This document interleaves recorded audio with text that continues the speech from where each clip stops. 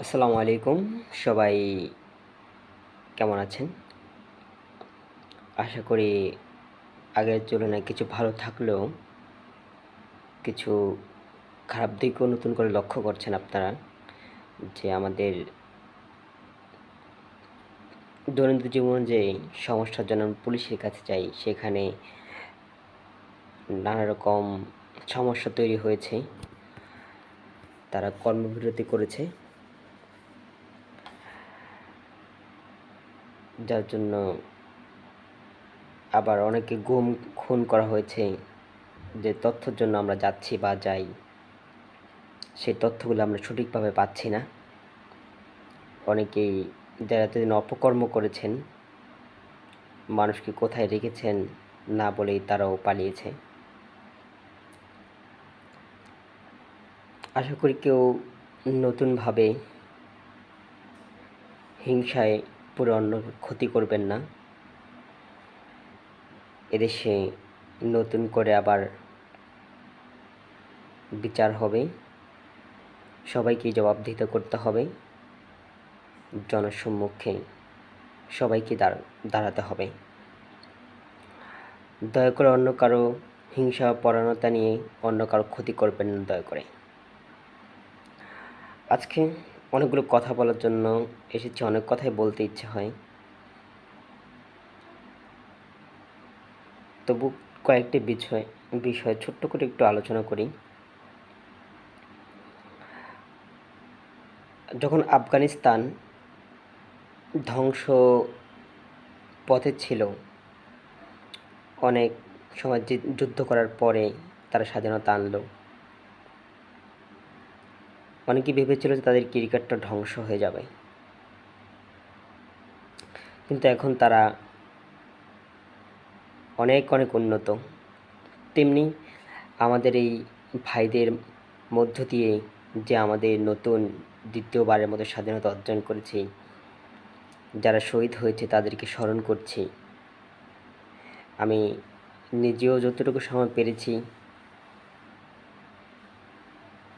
রাস্তায় বের হয়েছি, তাদের মিছিলে সঙ্গ দিয়েছি, একটু ব্যথাও পেয়েছি।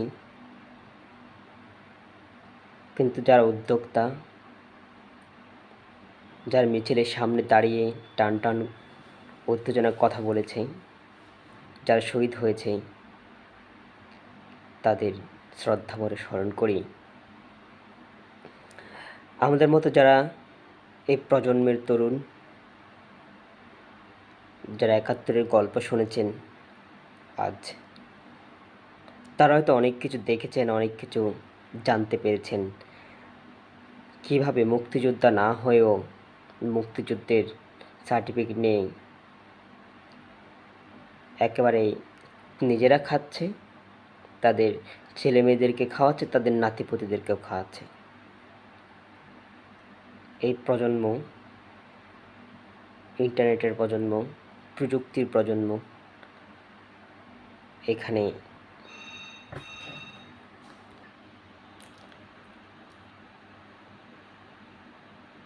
আমাদের সাংস্কৃতিক অঙ্গন, যে কোনো অঙ্গনই হোক না কেন, আমরা সব কিছুতেই যেন দিন দিন ডুবে যাচ্ছি।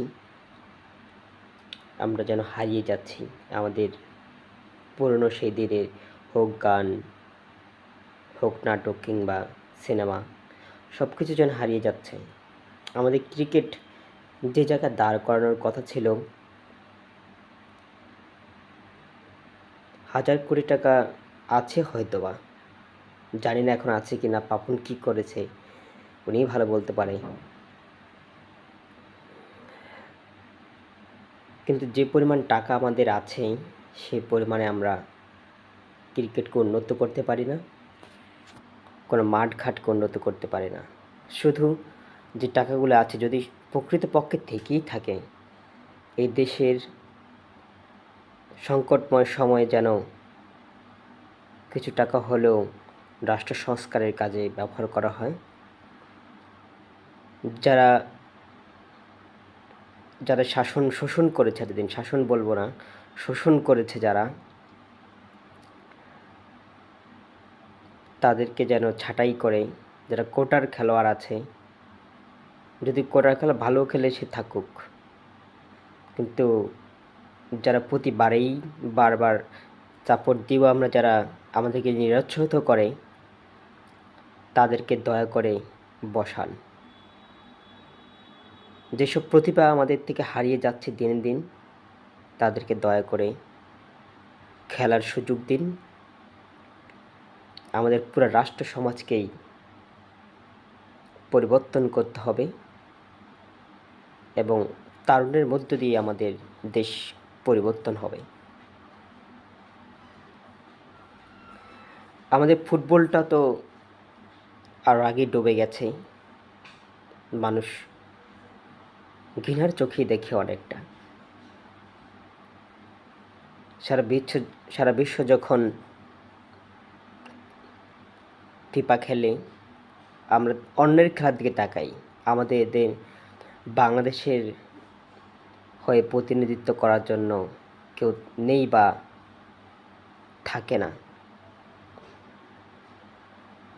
আমরা যেন আগামীতে আমাদের দেশকে সারা বিশ্বে প্রেজেন্ট করতে পারি, হোক ক্রিকেট বা ফুটবল, আমরা সব সেক্টরকেই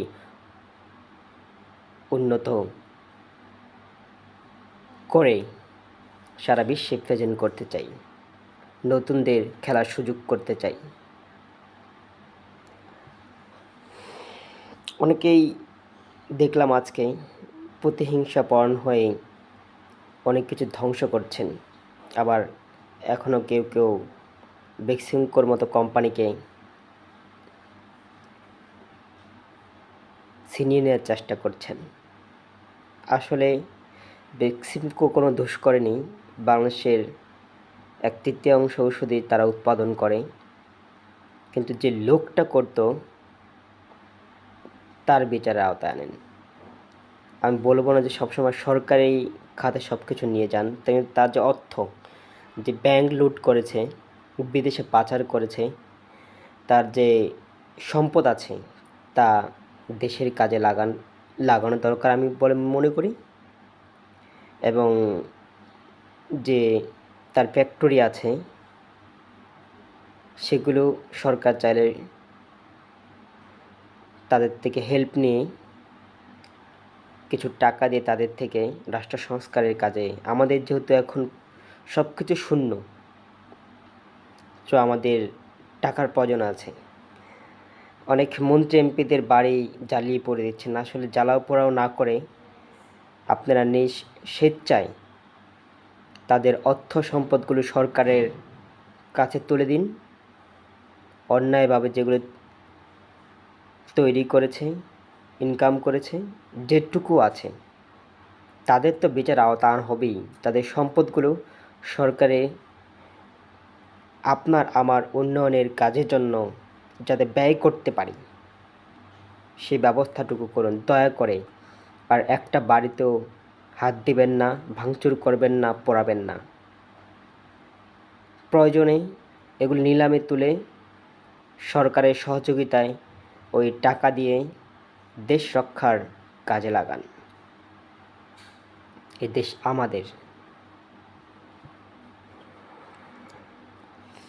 সকল সরকারি কর্মকর্তাদের জবাবদিহিতা করতে হবে।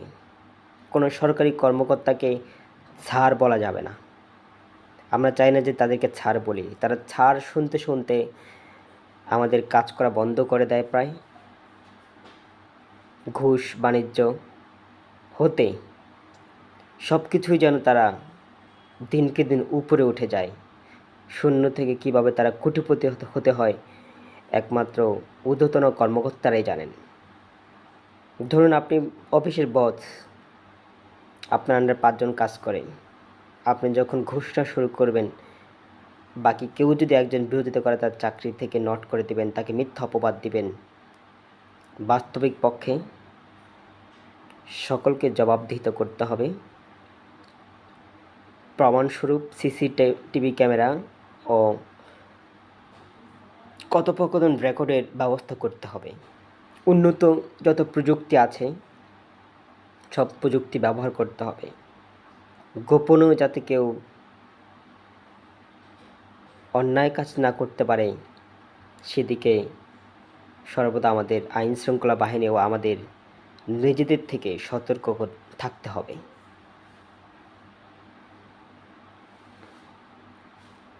যারা কোটায় চাকরি করেন, যারা পুলিশ বাহিনীতে আছেন, তাদেরকে বলবো আপনারা যে কর্মবিরতি দিয়েছেন তা খুবই খারাপ।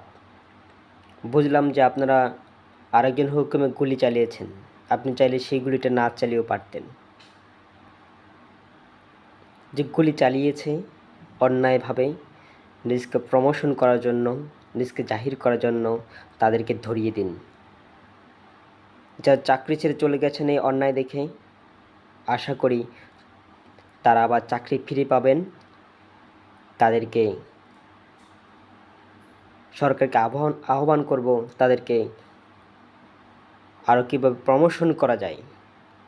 ছাত্রদের বুকে গুলি না চিলে চাকরি ছেড়ে চলে গেছেন যারা, কীভাবে তাদেরকে প্রমোশন করা যায়, তাদের সুব্যবস্থা করে প্রমোশন করার, সম্মানের সহিত তাদের প্রমোশন করার ব্যবস্থা করুন।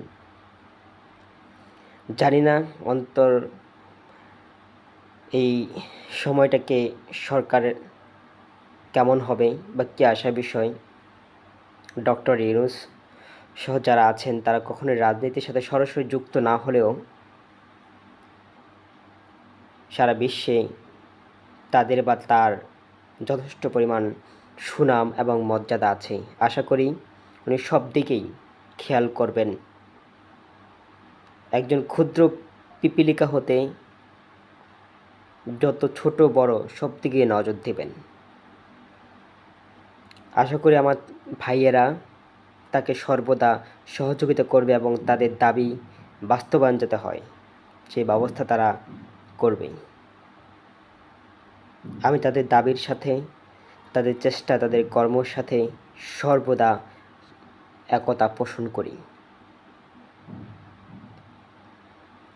মোট কথা, প্রত্যেক চাকরিজীবীদেরকে জবাবদিহিতা আনতে হবে। যেভাবে একটা বেসরকারিতে চাকরি করলে, প্রাইভেট ক্লিনিকে বা যে কোনো কিছুতে চাকরি করলে আপনাকে যে পরিমাণ জবাবদিহিতা করতে হয়, একজন সরকারি কর্মকর্তা যদি 1% থাকতো ওই জবাবদিহিতা, আশা করি ঘুষ, দুর্নীতি, টাকা পাচার, অর্থ সম্পদ লুট অর্ধেকেরও বেশি নেমে যেত। শুধু জবাবদিহিতার অভাবে আমার দেশের সম্পদ নষ্ট হয়ে যায়। একটা বালিশের কভার কী করে হয় হাজার হাজার টাকা, একটা চাদরের দাম কীভাবে হয় লক্ষ টাকা। আপনি আর আমিও তো চাদর ইউজ করি, আমাদের না হয় 200 টাকা বা 500 টাকা হলো বা 5000 টাকা হলো, কী এমন যে রাষ্ট্রীয় সম্পদ নষ্ট করে লক্ষ লক্ষ টাকাতে কিনতে হবে? আর এই টাকাগুলো কিভাবে লুট করছে তারা? আপনার আমার পরিশ্রমের টাকা। আসুন হিংসাত্মকমূলক কাজ থেকে বিরত থাকি, দেশের সম্পদ রক্ষা করি, জ্বালাও পোড়াও না করে দেশের কল্যাণের জন্য, আপনার আমার কল্যাণের জন্য তা ব্যবহার করি। ধন্যবাদ সকলকে। আসসালামু আলাইকুম।